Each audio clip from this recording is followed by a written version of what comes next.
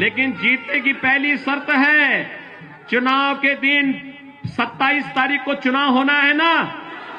27 तारीख को पहला काम क्या? मतदान। पहला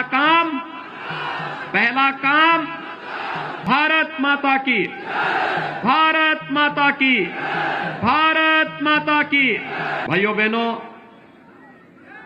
भारतीय जनता पार्टी ने 5 साल पहले जो कहा सो करके दिखाया। हमने जो कहा वो करके दिखाया ना।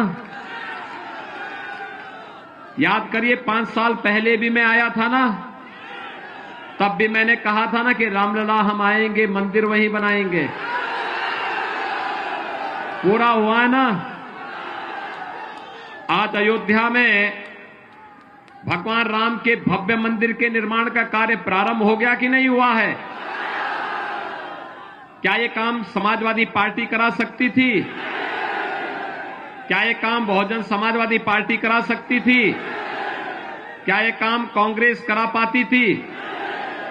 भाइयों बहनों, कांग्रेस ने अयोध्या में राम जन्मभूमि पर ताला लगा दिया था। समाजवादी पार्टी की सरकार के समय राम भक्तों पर गोलियां चली थी और सैकड़ों राम भक्त मारे गए थे। और बहुजन समाजवादी पार्टी क्या बोलती थी अयोध्या के बारे में, ये किसी से नहीं छुपा हुआ है। भाइयों बहनों, मैं तो केवल आपसे कहने के लिए आया हूं कि पूरी दुनिया आज अयोध्या की ओर देख रही है। पूरी अयोध्या यानी पूरी दुनिया अयोध्या की तरफ देख रही है। अयोध्या का मतलब, अयोध्या में भगवान राम के भव्य मंदिर के कार्य का शुभारंभ प्रधानमंत्री जी 2020 में प्रारंभ कर चुके हैं और अगले वर्ष तक अयोध्या में भगवान राम का भव्य मंदिर बनकर के तैयार होगा। आज दुनिया आपको इस भाव के साथ देख रही है कि जब अयोध्या को दुनिया की सुंदरतम नगरी के रूप में स्थापित करना है तो उत्तर प्रदेश में भारतीय जनता पार्टी की ही डबल इंजन की सरकार रहनी चाहिए, और इसी के लिए आह्वान करने के लिए मैं आया हूं। आप भी यही चाहते हैं ना? अच्छा, मुझे एक बात बताओ, 2017 के पहले बिजली मिलती थी? आज तो मिलती होगी ना। देखो, 2017 के पहले बिजली की भी उत्तर प्रदेश में जाति और मजहब हुआ करता था। ईद और मुहर्रम होता था तो बिजली आती थी, होली और दीपावली में बिजली गायब रहती थी। ये सच है ना? आज तो बिजली 24 घंटे है। और भाइयों बहनों, अयोध्या का दीपोत्सव भी सबकी समझ में आ रहा है ना, कैसे दीपावली होता है। गरीब के घर में मिट्टी के दीपक बनते हैं और उसको जब खरीद करके दीपक जलाया जाता है तो पूरी दुनिया जगमगाती है अयोध्या के साथ में। गरीब का घर भी संपन्न होता है और अयोध्या की दीपावली देश और दुनिया के लिए सस्ती भी दिखाई देती है। ये है हमारी अयोध्या, ये है अयोध्या। और अयोध्या को उसके गौरव के साथ जोड़ने के लिए आज मैं आपके पास आया हूं। यही तो है, हमने बिजली देने में भेदभाव नहीं किया। मुझे एक बात बताओ, कोरोना महामारी है ना, कोरोना महामारी के दौरान आपने देखा होगा, फ्री में टेस्ट, फ्री में उपचार, फ्री में वैक्सीन। कितने लोगों ने वैक्सीन ले ली है? सभी ने वैक्सीन ले ली है। वैक्सीन का पैसा तो नहीं लगा। और भाइयों बहनों, ये वैक्सीन का प्रभाव भी है कि वैक्सीन जिन लोगों ने ली, कोरोना दूर दूर तक नहीं आया वहां। मुझे बात बताओ कि वैक्सीन भी आपको दी गई फ्री में, टेस्ट भी फ्री में, उपचार भी फ्री में, और डबल इंजन की सरकार है। डबल डोज राशन का मिला कि नहीं मिला? राशन मिल रहा है ना। क्या समाजवादी पार्टी की सरकार में भी ऐसे ही राशन मिलता था? बहुजन समाजवादी पार्टी की सरकार के समय, कांग्रेस के समय, भाइयों बहनों, जब ये लोग आपके सुख दुख में सहभागी नहीं हो सकते, तो इनको सिर में ढोने की आवश्यकता क्या है? इनको विसर्जन कर देने की आवश्यकता है। सहमत हैं? मुझे एक बात बताइए, कोरोना कालखंड में प्रधानमंत्री मोदी जी पूरे देश के अंदर जा रहे थे, मैं पूरे प्रदेश के अंदर घूम रहा था, हमारे सांसद, विधायक, पदाधिकारी जनता जनार्दन की सेवा में लगे थे। क्या सपा, बसपा, कांग्रेस के लोग भी क्या आपका हालचाल लेने के लिए आ रहे थे? किसी का आता पता था? भाइयों बहनों, वैक्सीन के बारे में भी इन्होंने दुष्प्रचार किया था ना, कहा था ना कि ये मोदी वैक्सीन है, कहा था ना ये बीजेपी वैक्सीन है। मैं आपसे जानना चाहता हूं, अगर मोदी वैक्सीन और बीजेपी वैक्सीन से हमारी जान बचती है तो हमें इस वैक्सीन को लेकर के इसी का साथ भी देना चाहिए। सभी लोग सहमत हैं?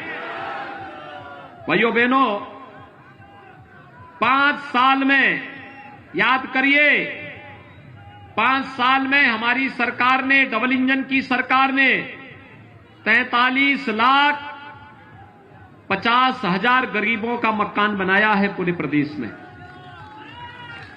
43,50,000 और अकेले अयोध्या जनपद में लगभग 48,000 गरीबों का मकान बना है।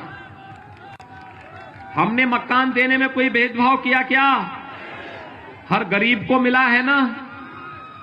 और जब विकास की योजनाओं में भेदभाव नहीं, बिजली में भेदभाव नहीं, बिजली के कनेक्शन में भेदभाव नहीं, शौचालय के निर्माण में भेदभाव नहीं, और लाखों किसानों का कर्ज माफ भी हुआ, और आज प्रधानमंत्री किसान सम्मान निधि का लाभ भी प्राप्त कर रहा है।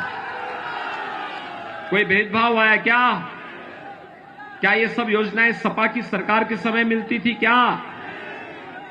समाजवादी पार्टी ने सत्ता में आने के बाद पहला निर्णय क्या किया था मालूम है? जिन आतंकवादियों ने हमारे आराध्य भगवान राम के मंदिर पर हमला किया था, उन आतंकवादियों के मुकदमों को समाजवादी पार्टी ने वापस लेने का शर्मनाक काम किया था। सपा समाजवादी पार्टी का हाथ आतंकवादियों के साथ, उनकी संवेदना आतंकवादियों के प्रति है, उनकी संवेदना गांव के लिए नहीं, गरीब के लिए नहीं, किसानों के लिए नहीं, नौजवानों के लिए नहीं, महिलाओं के लिए नहीं है। आज आप देख रहे होंगे, समाजवादी पार्टी ने एक कंप्लेंट की है चुनाव आयोग से, और कंप्लेंट क्या की है? उन्होंने कंप्लेंट की है कि सरकार युवाओं को टैबलेट और स्मार्टफोन जो दे रही है नहीं देना चाहिए। हमने तय किया है, अभी तो 1 करोड़ नौजवानों को टैबलेट और स्मार्टफोन दे रहे हैं, 10 मार्च के बाद आने दीजिए, सरकार 2 करोड़ नौजवानों को टैबलेट और स्मार्टफोन देंगे। 2 करोड़। और स्मार्टफोन और टैबलेट का खर्चा, यानी जो लोग उसका उपयोग करेंगे ऑनलाइन एजुकेशन के लिए, ऑनलाइन कंपटीशन के लिए, ऑनलाइन एग्जामिनेशन के लिए, उस खर्चे को ले, उस प्रकार का खर्चा भी मां बाप के ऊपर नहीं आने देंगे, यह खर्चा भी सरकार उठाएगी। भाइयों बहनों, समाजवादी पार्टी को इसी पे आपत्ति है। वह नहीं चाहती है कि प्रदेश का विकास हो। हमारी सरकार के समय तो सब नर करहि परस्पर प्रीति, चलय स्वधर्म निरत श्रुत नीति। राम राज्य की स्थापना के लिए भारतीय जनता पार्टी की डबल इंजन की सरकार काम कर रही है।